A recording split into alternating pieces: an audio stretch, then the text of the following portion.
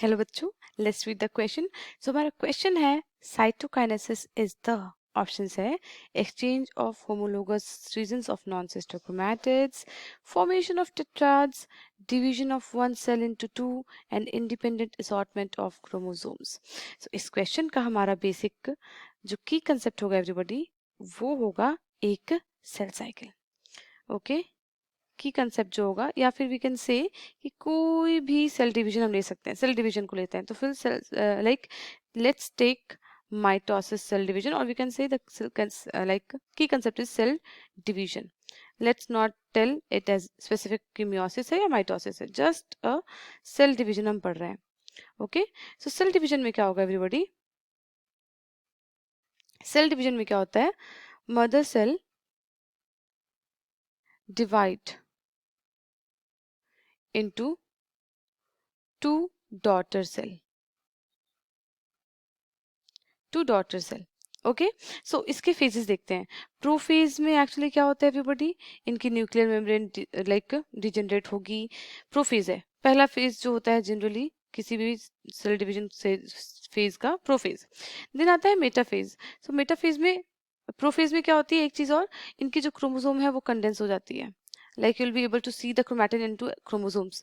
Then metaphase में क्या होती है, ये क्रोमोसोम्स हमारे एक लेयर में, एक Meta like we can say कि एक प्लेट लाइक स्ट्रक्चर में सेंटर में they join, they come, and then वहां पे स्पिंडल फाइबर्स उनके आके उनसे अटैच होती है। यस, एनाफेज में क्या होती है? इसके बाद तीसरा फेज आता है, that is anaphase everybody. Anaphase में क्या होगा?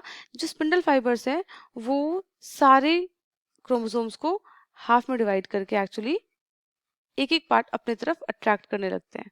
So look, it will look like this, something ऐसा कुछ दिखेगा। और टीलोफेज में क्या होता है एवरीबॉडी?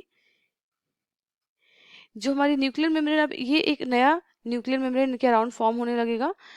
यहाँ पे एक नया न्यूक्लियर मेम्ब्रेन फॉर्म हो जाएगा, और ये एक्चुअली यहाँ पे जो साइटोप्लाज्म में है एक ब्रेक आना शुरू होगी। ओके, सो यहाँ पे हमारे नए सेल मेटेरियल्स आ गए हैं अपने अपने अपने न्यूक्लियस में। इसके बाद जो प्रोसेस होती है उसे हम कहते हैं साइटोकाइनेसिस। सो बेसिकली इसका मतलब है साइटोप्लाज्म पूरी तरह से ब्रेक होके दो नया सेल बना लेगा, like this.